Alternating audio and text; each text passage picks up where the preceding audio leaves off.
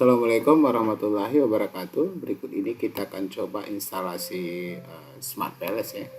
Pastikan koneksi internet Anda berjalan karena kita akan lakukan download Smart PLS. Kebetulan kalau downloadannya itu yang tersedia adalah versi 4, meskipun sebelumnya kita udah belajar di versi 3 ya. Ini kita nggak apa-apa, kita coba aja. Ada dua versi Smart PLS, versi 64 sama 322 bit ya. Saya ambil yang 64 bit ya. Nanti sesuaikan aja dengan format yang Anda gunakan. Contoh melihatnya itu adalah seperti ini ya. Kita klik kanan di sini di PC, kita pilih properti. Ini kelihatan dia versi 64 bit. Nah, ini operating systemnya ya. Oke. Jadi kalau yang 64 bit download 64, kalau 32 bit download dan 32 bit.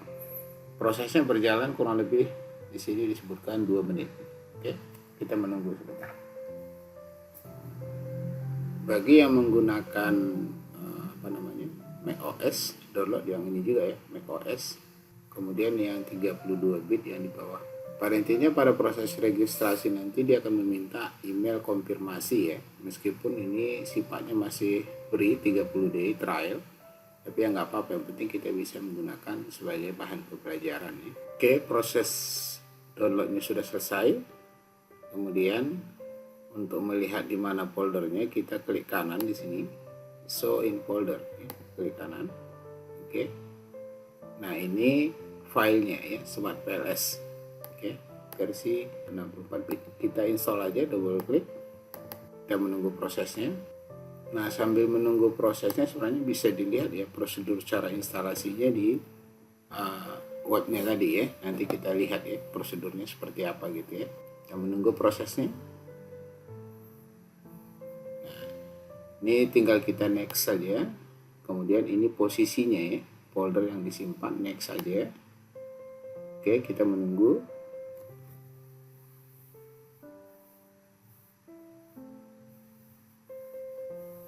Ini sudah jadi ya, tinggal kita finish. Nanti dia buat satu create desktop ya, Smart PLS. Kita coba finish saja.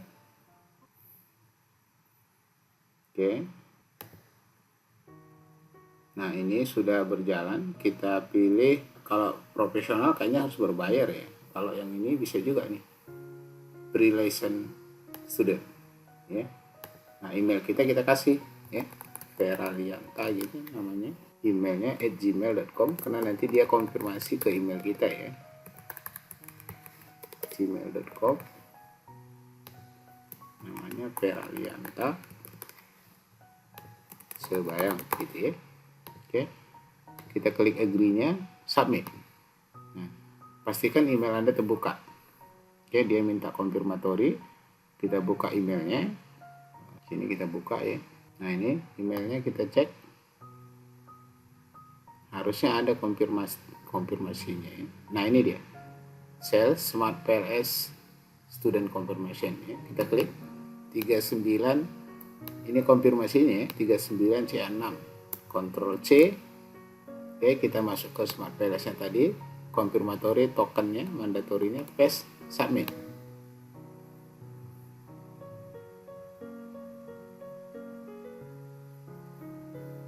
Kita menunggu. Mudah-mudahan berhasil ya.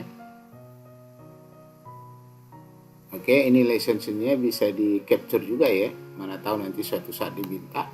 Dan ini expire-nya itu 2033. Wah, lumayan besar ya, lama. Nah, kita kembali ke ininya, kita start use. Dah selesai ya.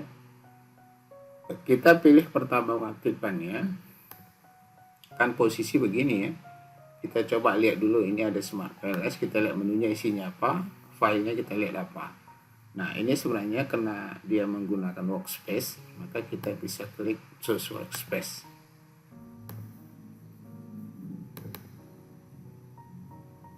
New folder, kita buat MK, folder kerja maksudnya ini ya. Oke. Nah, ini sudah masuk ya. Jadi pertama tadi dia minta workspace itu membuat lembar kerja kita di mana gitu ya. Nah, kemudian kita pilih new project. Kita pilih new project. Nah, name-nya kita buat apa? Misalnya namanya adalah latihan gitu ya. Oke, latihan. Ingat folder kita MKA, nama file kita latihan. Kemudian kita import data file. Ini ada dua, import data file, create model. Pertama kita import data file dulu. Nah, data filenya tadi sudah saya download ya. Anda bisa nanti cek di link deskripsi ya. Nah, ini diambil atau nanti minta ke dosennya. Ini data pelatihan. Dia extensionnya adalah CSV ya, bukan Excel. Oke. Kita bisa lihat di sini. Saya buat bintang.csv biar ketahuan ya, CSV gitu. Nah, ini semua CSV ya. Kebetulan yang saya pakai itu data pelatihan. Open. Nah, ini nama variabel yang sebelumnya sudah kita lihat di video tutorial ketiga, versi 3 ya. Ini dia datanya semua metrik. Nah, misalnya gini. Ini variabel beli. Nah, untuk memahami ini lihat dulu ya. Kita lihat dulu di Excel tadi. Di CSV ya. Ini ada di filenya tadi data pelatihan. Saya buat di sini aja bintang.csv biar enak nyarinya. Tuh ya. Ini kita buka biar tahu ya hubungannya dengan file tadi. Dia sifat datanya metrik, kemudian bentuk datanya seperti ini. Yaitu mulai dari rentang skala Likert 1 sampai 9 ya. Oke, kita close aja dulu. Oke, nah ini ada beli, return, recom, lokasi, lengkap. Ini variabel di dalam Smart PLS di sini. Nah, beli, return, recom. Oke, sampai sini paham ya? Oke, ini saya tutup biar bisa diimpor. Tutup filenya. Nah, setelah itu baru kita klik import. Oke, ini kita klik import. Ini nama filenya ya, data pelatihan. Oke, nama projectnya latihan. Kita klik import. Oke, nah ini data sudah masuk. Oke, nah ini kalau kita hitung ada berapa variabel nih? 16 ya, 16 variabel. Sifat datanya metrik dan tidak ada yang missing. Jadi bacanya rata-ratanya ini, mediannya ini, skala ini dan seterusnya. Oke, nah kemudian berikutnya kita bangun modelnya. Kita kemudian setelah itu untuk membuat modelnya kita back. Nah, baru di situ ada model kan nih.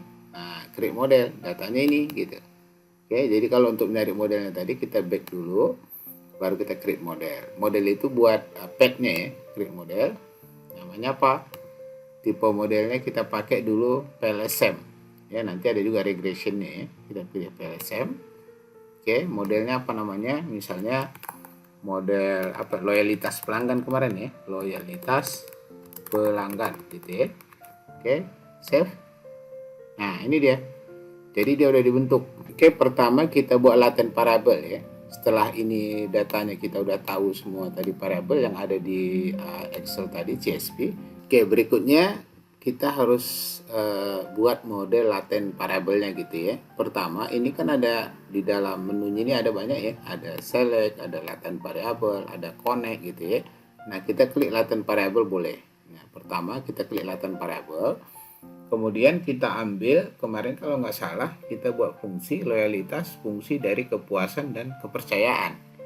Berarti kita bisa drag dulu itu yang namanya loyalitas. Loyalitas itu merupakan konsumen tidak berbelanja ke toko lain, artinya dia membeli kembali gitu kan.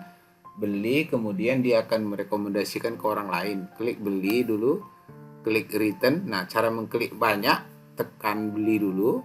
Kemudian tekan kontrol, tekan return, klik lagi, baru klik lagi recom. Nah, ini baru kita drag ke kanannya ini.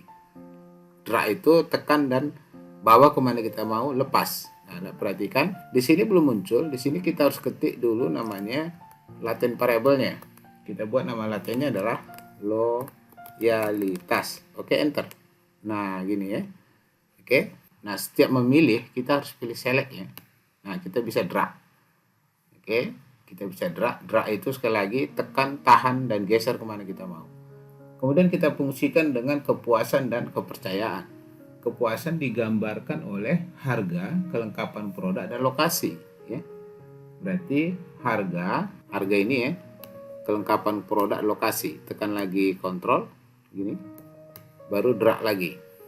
Nah, di sini kita buat namanya kepuasan. Oke, enter. Nah, kita select lagi ini, bisa kita drag gini. Oke. Kemudian yang berikutnya adalah kepercayaan. Kepercayaan itu digambarkan kemarin produknya tidak expire gitu ya. Kemudian jujur ya, ini ditampil, kemudian margin harganya sesuai. Oke, kita drag lagi. Ya. Kita kasih namanya di sini kepercayaan. Oke, enter. Nah, seperti ini ya. Oke. Nah, ini kita bisa rubah juga bentuknya nih. Coba kita ini ada nggak nih? Ah, gini ya. Berarti tanda ini nih, ini ke atas gitu ya. Karena saya juga baru menggunakan ini. Oke, biasanya saya pakai versi 3. Nah, baru kita hubungkan. Nah, sebelum menghubungkan, mungkin kita lengkapi dulu ya. Kemarin kita lihat kepuasan itu sendiri dipengaruhi oleh kualitas pelayanan sama kualitas produk. Nah, kita ambil kualitas pelayanan itu digambarkan oleh kepedulian dari produsen, jaminan, respon dia ketika ada kendala gitu lah, kira-kira gitu ya. Kita buat di sini kualitas ya, kualitas pelayanan. Oke, enter. Nah, seperti ini. Kemudian yang terakhir adalah ini saya buat ke bawah ininya ya. Nah, ini yang terakhir adalah kualitas produk, itu digambarkan oleh daya tahan ya. Daya tahan, kemudian estetikanya bagus, fiturnya lengkap ataupun dan dia bersifat kelihatan seperti premium. Drag lagi. Oke, buat lagi namanya kualitas produk. Gitu ya. Enter. Nah, seperti ini. Oke. Nah, kemudian kita tinggal hubungkan ya. Tinggal kita hubungkan. Contoh hubungkannya gimana? Kita buat seperti ini. Oke, ini saya drag gini biar agak bagus ya. Klik connect ya. Kemudian kita tekan sekali sini, baru bawa ke sini. Nah, ya. Oke, ini juga begitu. Nah, oke, tekan kualitas pelayanan, di drag lagi ke kepuasan. Ini juga begitu. Tekan ini, drag lagi ke sini. Nah, ini udah jadi. Karena dia udah warna biru semua, maka ini menunjukkan datanya sudah ada dan sudah terhubung semua antar variabel seperti itu ya. Oke.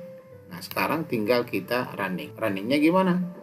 Tinggal kita pilih calculate, baru kita pilih PLSM algorithm ya, klik. Nah, ini kita pakai pad aja ya. Kita start calculation. Nah, ini hasilnya. Nah, ini kemarin kan 0,2 ya. Kita bisa lihat juga di auto loadingnya. Nah, di sini pasti ada warna merah.